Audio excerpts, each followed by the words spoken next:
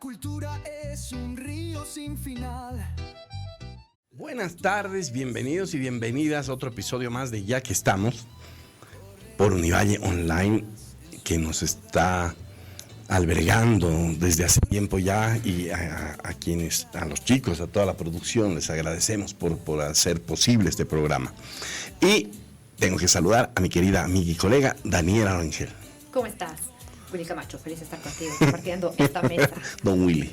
Don Willy, por para favor. los amigos y para los enemigos directamente. ¿Cómo estás? ¿Qué tal? Todo bien, por suerte, un poco apesadumbrado porque la crisis no se va a ir por lo pronto. Y esto afecta mucho a todos. No hay alguien que se libre de la crisis, obviamente, ¿no? Pero hay sectores que la padecen más que otros. Creo que el sector cultural en general la padece, y dentro del sector cultural, el sector de los libros, porque es el sector, o el consumo cultural más bien, más fácil de relegar. Porque ya vive medio relegado. Ya vive, claro, la gente no lee en Bolivia, ya hemos charlado alguna vez de eso, ¿no? De hecho, ya hay poca gente que consume libros. Pero, digamos, si el Grillo Villegas quiere aumentarle a su concierto, en vez de cobrar 100 pesos, cobrar 140, la gente igual va a ir, porque ese es un momento irrepetible. Pero cuando le aumentas 5 pesos a un libro, la gente dice, ay, no, me voy a fotocopiar, voy a conseguir internet, me voy a prestar de alguien. Siempre hay un pretexto para no comprarlo el libro, ¿no? Pues imagina, tu cabeza crea esas. Porque un libro boliviano no lo vas a hallar pirata, es muy difícil que lo encuentres pirata, menos a disposición en las redes. O sea, directamente, si no lo compras, no lo lees. Puede ser que sí, alguien te lo preste, pero ya sabemos, no hay muchos lectores en Bolivia, entonces que alguien de tus amigos haya comprado justo ese libro boliviano que tú quieres, ¿no? Claro, Entonces, y que además quiere prestártelo para que lo despansures de la fotocopiadora, lo aprietes, sí. No. Entonces, básicamente, estás poniendo pretextos, pero sabes que no lo vas a leer. Estás poniéndote tú pretextos así para decir, sí, lo voy a leer de esta otra manera, pues sabiendo que no va a pasar. Entonces, relegas eso. ¿Y qué está pasando con el sector libro? Que todo lo que se necesita para producir un libro viene de afuera. Todo, desde el papel. No tenemos papeleras en Bolivia. O sea, hay papel bol, pero es una estafa, ¿no? Es un círculo vicioso eso, porque ellos hacen papel reciclado, digamos, para vender a los ministerios. O sea, los clientes, es el propio Estado. Claro. Solo así se mantiene esa empresa. Y no hacen papel pues para el resto de la industria gráfica. Entonces necesitamos papel que llega de Brasil, de China, de Argentina. Y en cualquier caso te cobran en dólares, ¿no? Pero está llegando. Pero es difícil porque hay empresas importadoras de papel. No es que yo como editorial puedo ir a comprarme papelito a China. Claro, no pasa eso. Pues sí que vienen grandes cantidades y empresas especializadas desde hace años en importar papel para todo el sector. Y ahí hay datos chistosos, por ejemplo. ¿Sabes cuándo se acaba el papel? Cuando hay peleas por el papel y dinero. En enero no hayas papel, el papel sube de precio y la gente se pelea por papel. ¿Y por qué crees? ¿Y por qué creo? ¿Por qué crees que no hay papel en enero? Porque las fiestas ya han hecho que el papel vaya al baño. Papel higiénico, no sé, han utilizado papeles para cocinar. Para la cita. ¿Ah, sí? Porque claro, todos los alaciteros para hacer billetes, se compran todo el papel que hay. No me sí. Entonces producen pues cantidades enormes de billete, que no es solo, obviamente, para nuestra alacita. No te olvides que hay distintas variantes de la alacita en otros departamentos, Santa Anita, en Tarija, no sé qué se llama, en Santa Cruz, en Urcupí, igual hay los mismos billetes. Entonces, en Perú, ¿no? Claro, y todo se lleva de acá ya. Y entonces el papel no hay porque están haciendo, y tampoco hay mucha disponibilidad de imprentas, pero las imprentas están haciendo eso, calendarios, certificaditos de matrimonio, pasaportitos. Qué interesante. Sí. Bueno, pero eso es caro. Los insumos, todos los repuestos de las máquinas, la tinta, la goma, el plastificado, nada se hace en Bolivia, pues todo llega de afuera. Y como ha subido el dólar, al dólar, los exportadores consiguen dólar a 16, 17 pesos. Oye, pero entonces, ¿qué están haciendo las editoriales? ¿Estás imprimiendo? Hemos reducido el ritmo de impresión, y aquí está el detalle. Los libros ya no generan utilidad. O sea, los libros están cubriendo los costos, porque no podemos subir el precio. Ahora sí vamos a tener que subir. Y estamos esperando, cruzando los dedos, de que ese reducido grupo de lectores que hay en Bolivia y que son los que consumen nuestros libros, actúen como en el concierto del Grillo y digan, bueno, ya, son 10 pesos más, yo quiero tener el libro. Y compren. Esperemos que funcione así. Ojalá. Pero la situación está dura.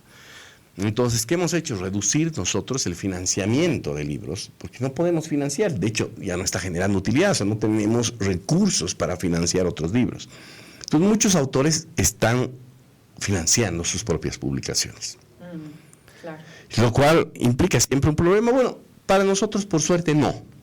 Porque, claro, un autor cuando financia su libro, normalmente se llama coedición. Nosotros tenemos un sello, que es el lado propicio para coediciones. Entonces ahí el autor tiene voz y voto en la edición, en el proceso editorial. Entonces él puede decidir la tapa, qué sé yo. O sea, tiene voto, y un voto fuerte porque es el que más pone. En cambio, en 3600, como nosotros financiamos íntegramente, decíamos, el control editorial lo tenemos nosotros. Entonces, nosotros decidimos la portada, nosotros decidimos el formato y hacemos sugerencias editoriales. Quité este capítulo, digamos, y esperamos que nos hagan caso, porque si no, es mejor que se cambien de editorial. Alguna que les sugiera lo que... La dictadura de la editorial. Pero es que es así. Ajá. O sea, estás viniendo en editorial, no en imprenta. Claro, claro. Pero, claro, si en nuestro mismo sello se va, o sea, en 3600 la gente va a poner su plata, podría correr el riesgo de que el autor quiera tener voto también, pero diga, yo estoy poniendo la plata. Ajá. Entonces eso sí lo hablamos, decimos, vas a poner la plata, pero en ningún momento cedemos el control editorial, solo así aceptamos tu dinero, tu cochino dinero. El control, pero es que el control editorial, el proceso editorial es muy largo, ¿no? Me imagino que podrás intervenir en la tapa, podrán no sé qué, No. o sea, alguna cosita le van a dar al autor, ¿no? Nada. O sea, los libros al final, cuando salgan, porque él ha pagado por esos libros. Y él nos dará 50 libros en consignación para que se los comercialicemos por aquí y por allá, aparte de lo que él pueda comercializar por su cuenta. Y se nos acaba, dame otros 50, nos den consignación, o sea, hacemos de librería ya luego para... Claro, claro. Por un tiempo. Por un tiempo, hasta que esto se estabilice, ¿no? Pero va a tardar, es que no es pues... Claro, y puede que tarde, bueno, lo esperable es que tarde años, verdaderamente. Claro. No un par de meses. Duro. Y lo que tú dices sí es bastante interesante, cómo es que tendemos a privilegiar ciertos sectores. Yo he estado este fin de semana en un show drag, Mentidrags, que se ha hecho en el Teatro Q. Es decir, es un musical que originalmente fue pensado para 4 mujeres que se conocen el día del funeral del marido, que fue el marido de las 4, o sea, por lo menos el amante, el marido de las 4. Entonces, este musical, que tiene más de años en México, sigue causando furor. O sea, hay mentiras para gorditas, hay mentiras para no sé qué, o sea versión. Ahora, hay serie, que acaba de salir la serie, es muy extraño porque por lo general de la tele van, digamos, al teatro, de los libros van al teatro, pero en este caso del teatro pasó a la televisión. Entonces hay la serie Mentiras y una versión es el Mentidrags. Entonces han sido 4 chicos vestidos como drags, o sea, con maquillaje, toda la producción de drags, y que han cantado. Y han matado taquilla, ¿no? O sea, las 2 noches han estado y pues hemos comprado todo. Y ahí es cuando dices, claro, efectivamente la crisis aprieta, pero la gente sigue decidiendo dónde pone el dinero. Y como tú dices, hay en lo cultural, dentro del mismo espacio cultural. Y hay sectores que lamentablemente no son los más privilegiados. Entonces no es un tema de que no hay para la cultura, es que no hay para ciertas manifestaciones. Claro, porque si ese espectáculo nomás no lo ves. No va a salir luego en DVD, digamos. Y aunque saliera, no es lo mismo, pero no es la misma. Es tu amigo, claro. te gusta el musical, y tu amiga es la productora. Sí. Además, cuando vas al teatro, te vas a comer antes o por lo general sí. después. O sea, es nomás todo un movimiento. Claro. O sea, no es solamente es que amo las canciones, ¿no? Claro, y es un acto social además, ¿no? Porque estás entre gente, te tienes que producir para él, no vas a ir así nomás. Es totalmente íntimo. Y ahí está, porque podría ser, es decir, porque ir al teatro, como tú dices, implica ir a comer, implica ir a la peluquería, maquillarse, ropa, así vos para ir a tus clases te produces. No, pero sí es un acto social, comparto con... Y cada un libro puedes leer, pijama en tu cama, no gastas más que en el libro. Sí, y aún así, claro. haces como sí. ¿Por qué tan caro? Sí. Complicado, pero sabes, yo no creo que sea nuestra labor y sería muy difícil de hecho explicar a la gente, no exhortar por qué debería invertir en un libro, en este acto social que puede leer con pijama. Esa es una cultura que se va generando, como hemos hablado antes, ¿no? Hay gente que le ve valor al libro y dice, bueno, y así me lo subieran el 50%, yo quiero leer esto. O sea, han habido libros que a mí me han hablado y de verdad que he buscado todo. Bueno, aquí no tengo muchas posibilidades, pero recuerdo que cuando vivía en España o en Chile, me visitaba todas las bibliotecas porque no tenía dinero como estudiante pobre, pero sabía que en alguno lo iba a encontrar, ¿no? O sea, realmente era capaz de caminarme en muchísimos lugares por ese libro, porque sí había un valor demasiado importante, y es eso lo que ojalá podamos generar pues en este país. Ojalá, y hay emprendedores y emprendedoras que, pese a la crisis, están apostando a la cultura, y justamente vamos a hablar con alguien que, no sé, creo que tiene algún grado de locura, porque no en plena crisis, claro, ha abierto una nueva librería, pero no es cualquier librería, ahorita vamos a hablar con ella, es una librería que vende un catálogo seleccionado, digamos, una selección de la propietaria, o sea, te ofrece buenos libros, no vas a encontrar sonceras ahí, o sea, es una librería, o son dos librerías, donde vas a encontrar buena literatura que ha sido seleccionada por la propietaria. Y vamos a ver de dónde consigue los libros. Ella viajaba, no sé si lo sigue haciendo, personalmente a traer los libros de Argentina, etcétera. O sea, no recurría a los distribuidores internacionales tradicionales para otras librerías, sino ella iba a seleccionar los libros que quiere ofrecerle a su público. Hay todo un proceso hasta que ese libro puede llegar a tu cama, donde lo vas a leer con tu pijama. Claro, exacto. Entonces, vamos a una pausa. Y la conocemos. Y la conocemos.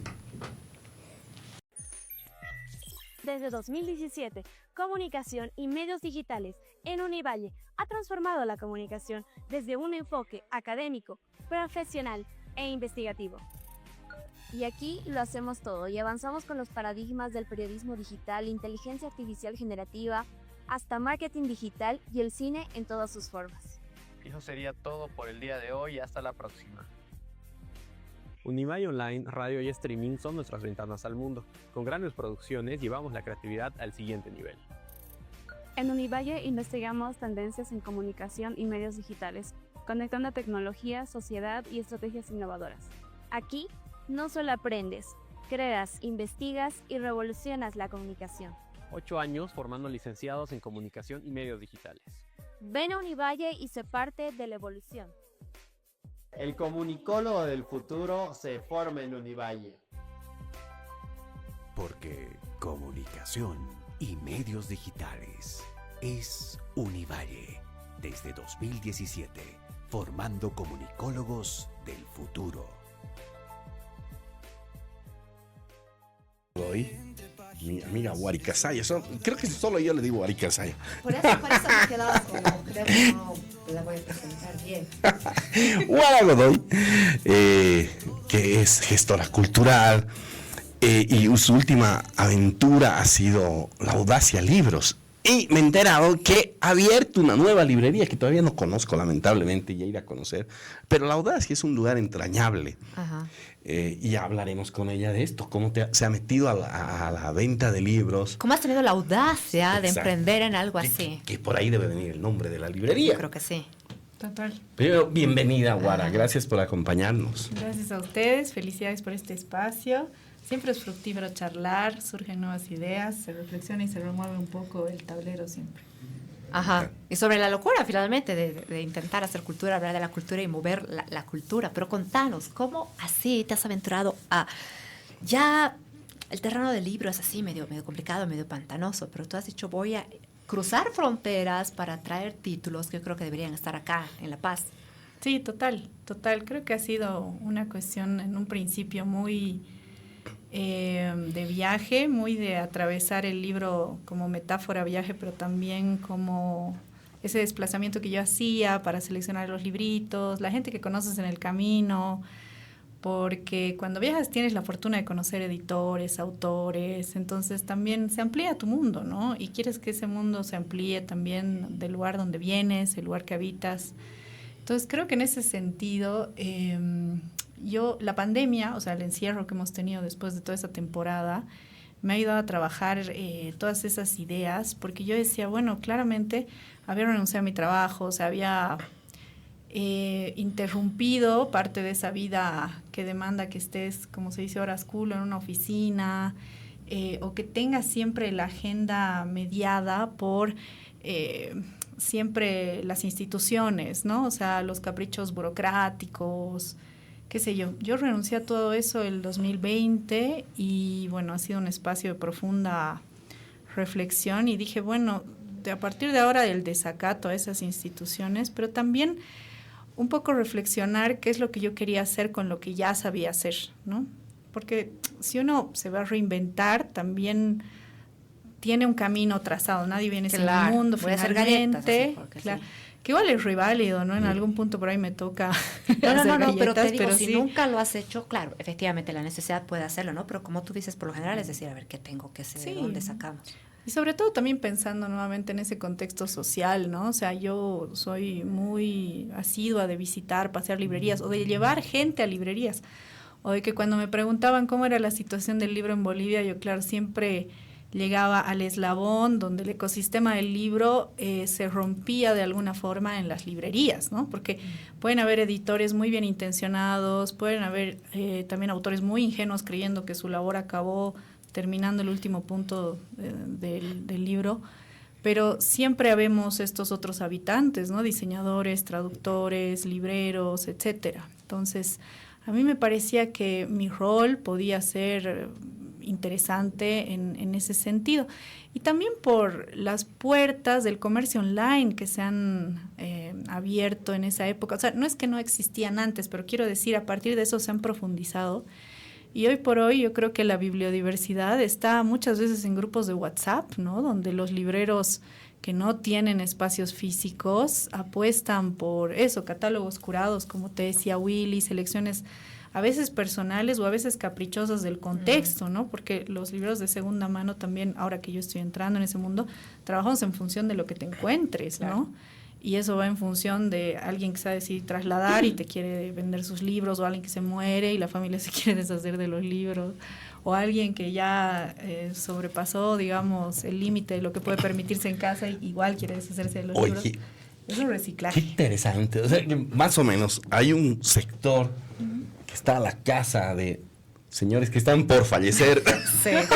Ese viejito es mío. Ajá, sí. Yo voy a ir a su velorio. La muerte también es una industria, ¿no? O sea, no sé si te ha pasado, pero saliendo del hospital algunas veces ahí está gente esperándote con la propaganda del nicho mortuorio y tú dices, pero para, he venido al dentista, digamos, ¿no? Yo recuerdo, había una anécdota de Medinaceli en correspondencia que tenía, ¿no? Con sus amigos, y en Potosí él, claro, decía, la gente, los herederos, o sea, los jóvenes que sus padres mueren, no les interesan los libros, entonces lo primero que hacen es deshacerse, ¿no? Y venderlos.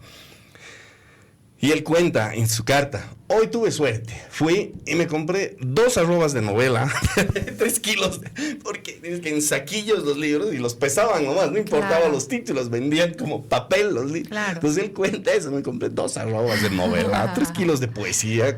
A ver qué encuentro ahí, sí. Es que es real, o sea, quiero decir, la librería también ha formado una comunidad. Entonces hoy por hoy, ante la crisis económica, mucha gente ve como un rasgo también de ayuda poder donarme libros que ya han cumplido un ciclo en su vida, ¿no? Uh-huh. Entonces, quiero decir, la librería está rodeada de gente que de alguna forma también colabora, no solamente comprando o no solamente hablando bien de la librería, sino también de esas otras personas que están viendo como esta oportunidad de sobrellevar la crisis, porque el precio también es un mensaje. Y hoy por hoy, el libro que yo vendía, un ejemplo práctico, en 70 bolivianos, lo tengo que vender en 300, 200. Wow, o sea, no son 10 bolivianos porque más. El dólar paralelo, el euro que también influye, o sea, quiero decir, hay muchas variables y el hecho de la especulación, ¿no? Porque no es como que no es un mercado donde puedes comprar directamente. Tienes que comprar una moneda en un mercado negro, entonces depende mucho del día en que decidas hacer tu transacción, las comisiones que te tocan ese día, etcétera. Entonces, Y la pregunta es, ¿lo vendes? ¿Estás vendiendo? Muy poco, sí, es que yo creo que hay un público muy bibliófilo que no va a dejar de consumir novedades o ciertas ediciones, ¿no? Porque hay gente que es muy exquisita también, por eso digo bibliófilos, y que necesitan esa específica edición o traducción, por ejemplo, ¿no? Y ese nivel de clientes ya no te compra 10 libros, te compra 2, pero te sigue comprando. Pero entonces ahí es donde el negocio también tiembla, porque tu nivel de ingresos ya no es el mismo, ¿no? Pero en Así ese contexto que, has abierto una sucursal. sí, es que es lo que decía, ¿qué resta, no? O sea, naufragar ahí en la primera incursión, o más bien aprender a bucear, ¿no? Porque esta oportunidad venía de un grupo humano muy interesante, de mujeres que hacen diseño y además ahora estaban emprendiendo un espacio de propuestas muy afines. O sea, yo creo que quien va ahí tiene también el ojo o la sensibilidad para apreciar a primer ojo esa estética que une a los proyectos. Y en ese sentido no es fácil, porque yo te digo, a veces en ferias multisector estás al lado de la chica que vende jabones y al lado está otra chica que vende poleras, qué sé yo, y a veces no tienen nada que ver. Pero en este caso sí, hay chicas que venden jabones, pero es orgánico, o sea, con toda la propuesta curatorial, estética de la librería, sí dialogan esas propuestas que están también pidiéndote también así de una forma muy, muy interesante, voces que puedan también proclamar ideas que son similares. Yo ahí, por ejemplo, he decidido, como es un área de diseño, todas las chicas trabajan diseño de indumentaria, de accesorios, etcétera, he decidido trabajar con libros de diseño también. O sea, quien aprecie la belleza de una artesanía tacana, por ejemplo, va también a apreciar el tallado de una artesana paceña y probablemente también un libro objeto, por ejemplo, de A Ediciones, que lo ha concebido desde el diseño justamente, desde la experiencia del tocar el libro, apreciarlo con los ojos, etcétera. Entonces, ahí tengo mucho libro gráfico, tengo mucho libro infantil también, porque desde lo infantil tenemos un área que profundiza el conocimiento sobre fauna y flora de Bolivia, sobre todo sobre fauna. Entonces, hay mucha gente, a ver, a un niño hoy por hoy le puedes decir dibuja un elefante y lo va a poder dibujar por más de que nunca lo haya visto. En cambio, le dices dibuja una vicuña o cuál es la diferencia con una alpaca, ahí es donde el niño tal vez no tiene los suficientes referentes como para poder hacerlo, ¿no? Entonces, hay varios libros que ayudan a sostener como esa educación desde las infancias que tiene que ver más con lo afectivo, con las especies que estamos protegiendo, que es una disputa hoy por hoy, ¿no? Ante todo política también, esto de conocer y defender los ecosistemas regionales de Bolivia. Un niño, yo no quiero... Digo un ucumari, ¿no? ¿Qué cosa es eso? Sí, un oso, claro. Sí, ¿no? Sí, es real eso, entonces... En ese sector van a poder encontrar por lo menos 7 libros bolivianos que hablan exclusivamente de fauna boliviana para realzar justamente la apreciación que tenemos desde las primeras infancias. Y luego hay libros de fotografía, igual sobre fauna, de un fotógrafo grandioso que se llama Daniel Alarcón. Tiene 6 libros de parques, reservas protegidas. No, bárbaro, o sea, es lo que vendí en la Feria del Libro de Santa Cruz. Creo que... ¿Y él dónde reside? En Santa Cruz. Él reside en no sé si es que conocí a un fotógrafo y nos mostró su libro. Estoy hablando fácil hace unos 15 años. Y era una reunión, sí, de amigos, y él creo que estaba casado con la hermana del dueño de casa. Y entonces estaba mostrando los libros que él había hecho, ¿no? De fotografía, de fauna y de especies en vías de extinción de Bolivia, unas fotos hermosas. Bueno, me pasó a mí el libro y me muestra y este animal, y era como un pájaro raro, ¿no? Y este animal que está aquí, su plumaje y sus picos, y debe ser de rico. Y se ha ofendido, ha cerrado su libro y se ha ido. Claro, No tratando de acepta. proteger y tú Es que pasa. solo Por viendo ejemplo, cómo llevarlo a tu plato. Hay un libro que se llama Cautivos, es sobre aves que han sido víctimas de trata y tráfico, ¿no? Entonces tú ves a través de esas páginas el dolor que le infringimos a esta especie. Pero hay gente que los mira y dice, ¿dónde puedo comprar un lorito? Pues se enamora del ave, ¿no? El Claro. mascotismo ahí, todo un síntoma social. Pero bueno, estos libros buscan concientizar. Igual el mensaje ya hay en medio. Con receta de bien. A ver, el contexto es desfavorable para todas las áreas, estamos hablando específicamente del área cultural y todo esto, y creo que no podemos esperar que cambien las cosas pronto, que el gobierno, el que sea que vaya a entrar, tenga política, o sea, sería una maravilla, pero ya, digamos que eso no pase o que tarde muchísimos años en pasar. ¿Qué podemos hacer? ¿Qué esperarías tú de la sociedad? ¿Cómo se puede beneficiar a proyectos, a desafíos como los tuyos? Es complejo lo que dices porque yo vengo luego de un proceso así muy de negación de las grandes estructuras. Yo creo que es parte de un desencantamiento muy personal, pero también tiene que ver con todos estos últimos años de intentar articular proyectos que justamente tengan tal vez un alcance más grande, y la librería responde a eso, a una micropolítica que es decir, mira, yo ya me cansé de lo grande y de esperar, prefiero desde lo personal tener una propuesta y obviamente siempre velar por esa articulación con otros sectores, pero ya de una forma más personal, ¿no? Y ahí ya es una cosa de artesanía, entonces ahí ya no espero, ahí ya me dedico a hacer día a día lo que sé, y hay días que te va bien y hay días que no, y hay días que tienes energía y hay días que no, y pasa mucho eso porque el país también hay días que tiene unas... Y eso se nota, porque hay días que si no hay movilidad no viene nadie a la librería. Claro. O la gente que pasa está rápido, así yendo al teleférico enojada, entonces no se va a parar a contemplar un segundo un libro, digamos, ¿no? Pero bueno, es parte, yo creo, también de empezar estos proyectos, saber que tienen un alcance y también un tiempo. O sea, yo me planteo 3 años, dije, para evaluar, porque si yo me hubiera planteado 6 meses, ya hubiera cerrado la librería, ¿no? Con esa crisis que me ha golpeado justo en las importaciones, que era mi producto estrella. Entonces, ahora que estoy cambiando un poco el catálogo en función de lo que puedo ofrecer, es también una forma de reinventarse, ¿no? Esto del libro de segunda mano que te decía no era para nada lo que yo tenía en mente, porque tengo colegas que se dedican a eso y los respeto mucho, y creo que es un trabajo así donde necesitas adentrarte en el libro como objeto histórico y en la especulación también. Hay muchos factores ahí de por medio.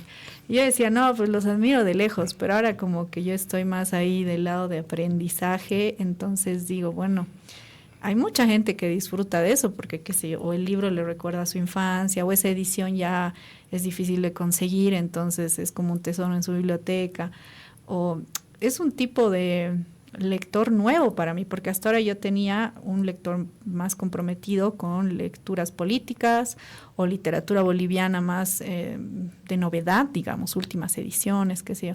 En cambio ahora es un lector que tiene otra mirada sobre el libro. Y es una mirada que yo estoy desmitificando también, porque eso es cuando ves el libro como valor de uso o valor de cambio, ¿no? Entonces, todas esas cosas a mí me están rompiendo muchos prejuicios, me están rompiendo también muchas cosas que yo había establecido de principio como no hacer, pero ahora digo, bueno, si quiero seguir en el mercado del libro, eso. O también me vuelvo heladería en unos 6 meses, o sea, tengo que hacer todo para llegar a los 3 años y finalmente decir, ok, este viaje, ¿a dónde me va a llevar los próximos 3 o 5 años? ¿No? Oye, Guada, hay en este círculo, digamos, de libreros, han debido conocer ustedes clientes, o tal vez los mismos libreros, que no leen, es decir, que utilizan el libro, precisamente eso, van a la casa, la primera edición del Felipe Delgado, ¡tum!, véndemela, solo para venderla 100 pesos más, hacen ese juego, o sea, comercian libros como quien comercia tarjetas de béisbol, no sé. Es el coleccionismo, ¿no? O sea, hay en múltiples áreas. Yo creo que por eso decía, se necesita mucho conocimiento sobre el valor histórico del libro. Obviamente, sí, conoces ese tipo de lector, pero lastimosamente yo no, o sea, ahí es donde mis limitaciones son así ya personales, porque yo veo eso y me enfado. Entonces, es un tipo de cliente al que no tengo muy comprometido con la audacia de repente. Oye, pero ¿cómo se sabe? Porque, bueno, yo no soy así. O sea, a mí me gustan los libros y me gusta el libro objeto, ¿no? Me gusta, tengo libros que no voy a leer nunca en mi vida, pero están en mi estante. Porque qué bonito. Llenita, me parece. Claro, pero no, yo no podría. O sea, sí me imagino que hay un valor en una primera edición, tener la primera edición, pero de libros bien antiguos, digamos, ¿no? No sé, la primera edición del Quijote debe ser una maravilla tenerla. No la leería, o sea, la tendría en un cofrecito, digamos, ¿no? Pero en Bolivia, ¿cómo que esos lectores qué buscan? O sea, una primera edición, qué sé yo, de American Visa, ¿vale tanto una primera edición de American Visa? ¿No da lo mismo? Cualquier edición, o sea, ponle cualquier título. ¿Qué primeras ediciones de libros bolivianos sí tienen valor? ¿O has vendido? El Loco tiene un misticismo muy especial detrás, ¿no?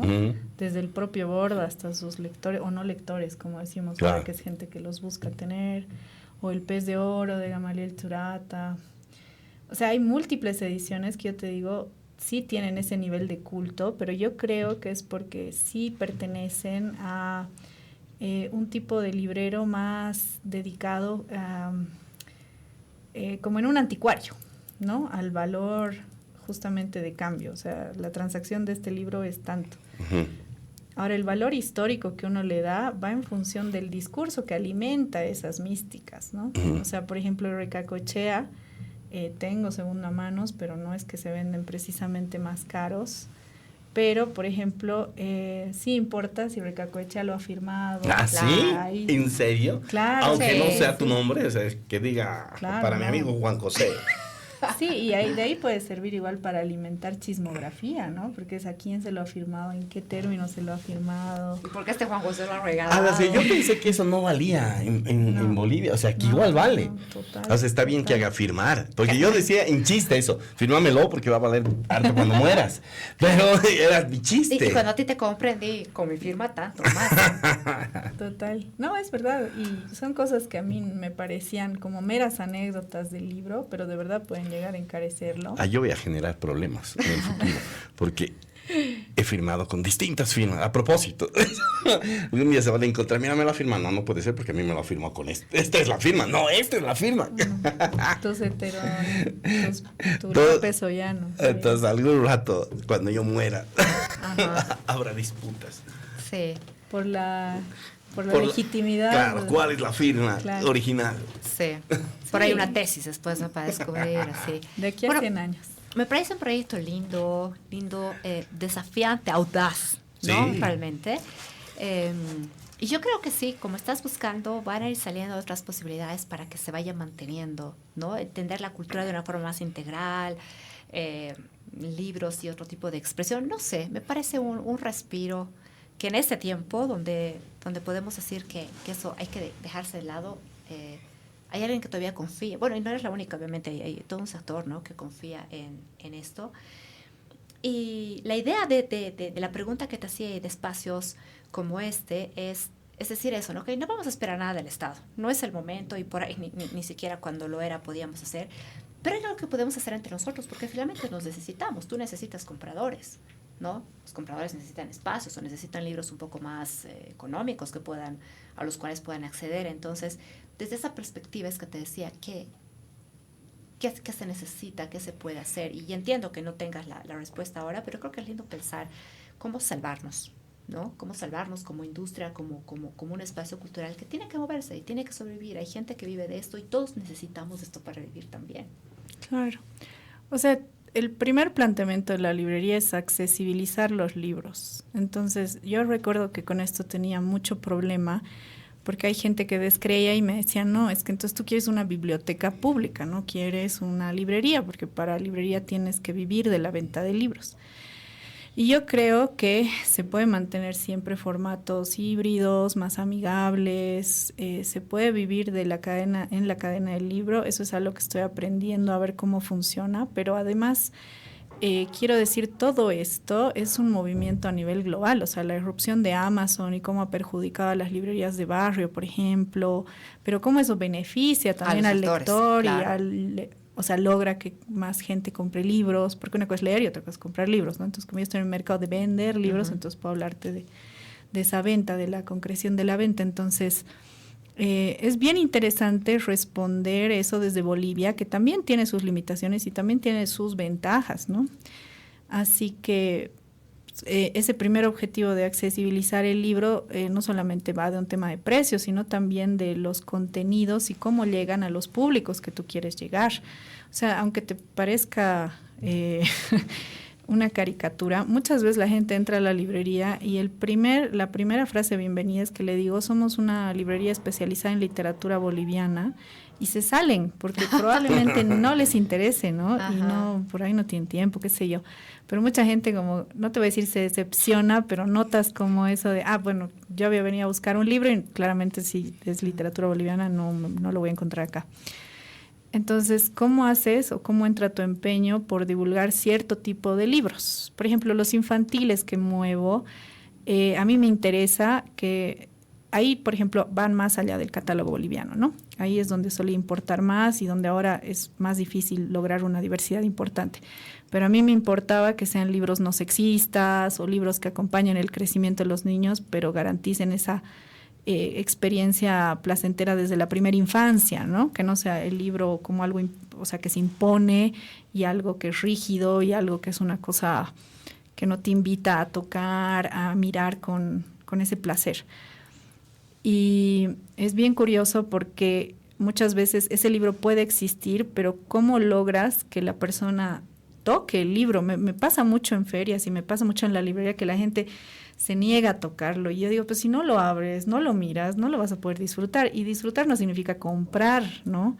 Solamente quiero que veas lo que tiene este libro para proponerte. Entonces, esa también es otro de los puntos. Es totalmente distinta, ¿no? Para comprar es lo que te dicen en el mercado, ¿no? Claro, y también entiendo a los libreros, ¿no? O sea, mi ventaja era de que los libros que traía eran únicos. Entonces, si alguien lo quería comprar, era el único, entonces lo tenía que llevar manoseadito, claro, digamos, ¿no? Claro. Entonces, claro, es diferente cuando tienes un stock y puedes decir, ya, este es de exhibición y estos son de venta, ¿no? Y se entiende, porque hoy por hoy un libro ya infantil no me cuesta lo que me costaba antes, y si lo tengo que vender en 200 bolivianos, lo tengo que pensar mejor, ¿no? A la hora de exhibirlo. Entonces, yo creo que ese también es otro de los temas que se deberían así como reflexionar en el ámbito librero, ¿no? Porque cada librería, aunque no lo diga, tiene su especialidad. De repente más libro político, más libro religioso, más libro no sé qué. Y cómo eso, siendo una librería de nicho o no teniendo un nicho específico, cómo llega el mensaje de esa diversidad a sus consumidores, a sus clientes, a los compradores, ¿no? Entonces yo creo que ese también es otra consigna que me cuesta mucho porque implica comunicación, implica, por ejemplo, no solamente el acercamiento personal al libro, sino también cómo lo divulgas en las plataformas, que es una de las puertas más interesantes por las que la Audacia ha llegado a ser librería física, porque yo he empezado siendo exclusivamente librería online, que primero tenía Instagram y luego ya Facebook y luego WhatsApp, y como que todas estas variables han logrado consolidar el espacio físico, pero ahora que tengo el físico, claro, ya reflexionas esa accesibilidad al público y cómo presentas la idea que tú tienes del catálogo que has seleccionado. Uh-huh. Y hemos tenido en otro episodio una invitada, booktuber. Y ella, claro, hacía recomendaciones de libros. O sea, su onda es eso, ¿no? No hace crítica de libros, sino recomienda lecturas, haciendo, claro, su propia valoración del libro. Entonces, nunca hace una crítica negativa, pues solo recomienda lo que a ella le gusta. Básicamente, tú haces eso. Tú traes libros que consideras que son buenos y que se debe leer. ¿Y has considerado algún momento hacer eso? Una especie de booktuber, digamos, recomendando libros que también serviría hasta de marketing tal vez para la librería. Sí, o sea, es una idea muy frecuente y de verdad es así como muy, además interpeladora, porque si me dice a mí, ¿te gustaría? Yo te digo, no, pero como dueña, propietaria, administradora, comunicadora de la librería, o sea, tengo que hacer todo con tal de que el libro se mueva, entonces tengo que hacer esas recomendaciones. Y ponte, alguna vez en TikTok subí así como recomendación, novedades, no sé qué. Esa parte humana, que es hablarte de tú a tú y decirte, che, este es un buen libro, no sé qué, genera muchísima interacción. Y a mí me parece eso una cosa muy curiosa, pero para la cual yo tengo limitaciones muy personales, ¿no? Desde lo tecnológico, que es tener así ya tu trípode, tu cámara, el sonido, que esté limpio, ¿no?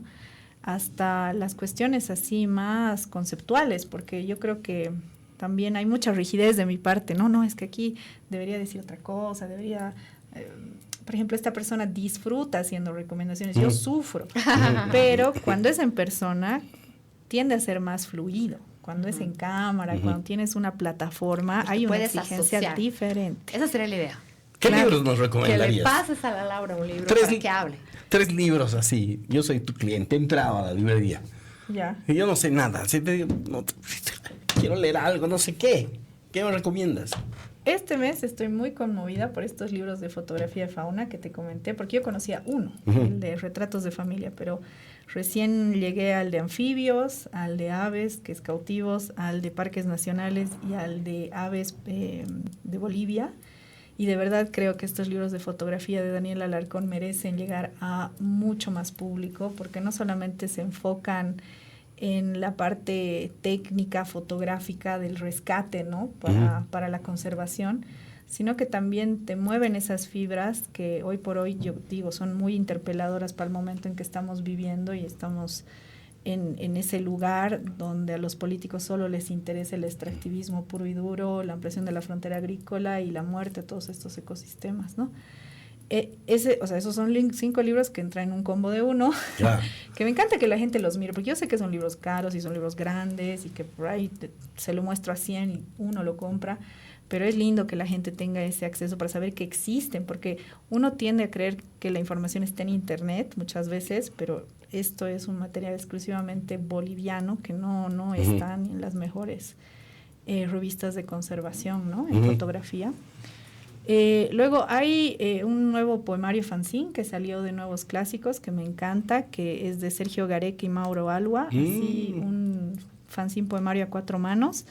A mí ellos dos como autores, Paninitaki del 3600 del Mauro me había ya movido mucho a nivel interior, y además siendo una versión bilingüe me hacía reflexionar en esta posibilidad de escribir justamente en 2 lenguas, y obviamente como es poesía te mueve mucho, ¿no? Entonces a través de que les recomiendo de Nuevos Clásicos, recomiendo también el Paninitaki de Mauro Alua, que ya no lo he visto, no sé si es una edición agotada, pero bueno, si lo encuentran y tienen que pagar más por ella a un librero de segunda mano, vale la pena.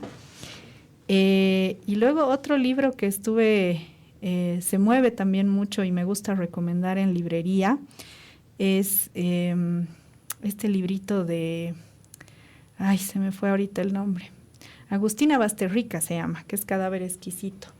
Es un libro que curiosamente ha llegado a los booktubers, está con un nivel así interesante de difusión, y me gusta recomendar mucho porque también te mete en esta ficción de reflexión sobre estos futuros distópicos, ¿no? El libro puntualmente habla sobre granjas humanas, o sea, granjas donde se cultiva carne humana para el consumo debido a un momento medio pandemia, ¿no? Así donde colapsa la salud, colapsan los sistemas cárnicos de explotación animal y nada, o sea, ahí tú ves una infinidad de complejidad social y cómo no estamos tan lejos de eso. Ese libro es del 2018, si mal no recuerdo, pero yo lo siento mucho más actual que muchos libros bueno, eso sucede con las distopías, ¿no? Claro. Pero nada, que es un libro yo creo muy, que mueve mucho, interpela a muchas fibras y que me encanta recomendar. Maravilla, entonces ya sabemos, todos los que están escuchando, pero los tienes. Sí. Allá, todos están disponibles, claro, porque a veces salen pues esas reseñas en revistas, ¿no? O en suplementos culturales. Son libros que no puedes hallar en Bolivia. O sea, es un libro que el reseñador ha leído pues en la biblioteca de Pamplona y no hay en ningún otro lugar del mundo. ¿De qué me sirve? Está bien, gracias por las recomendaciones, así que podemos adquirirlos en La Audacia. Sí, total. Maravilla. Gracias, Guara, por habernos acompañado y por habernos mostrado que eso también existe en la ciudad. Y bueno, ¿tienes una sucursal en Obrajes y la otra? Sí, ¿La nueva? Estamos en la calle 10 de Obrajes, entre la 10 y la 11, justamente sobre la avenida Ormachea. La librería es La Audacia, es la fachada verde, nadie se puede perder. Y la otra es Casa Humana, que es una casa de diseño y ubicada en San Miguel, en plena Montenegro, entre la librería Lectura y la librería El Pasillo. Hay ahí como un paseíto lindo de libros que pueden hacer. Ajá. Y bueno, los horarios son distintos. En La Audacia estoy solo en las tardes, de 1 a 7, de lunes a sábado. Y Casa Humana está mañanas y tardes de lunes a sábado. Buenísimo.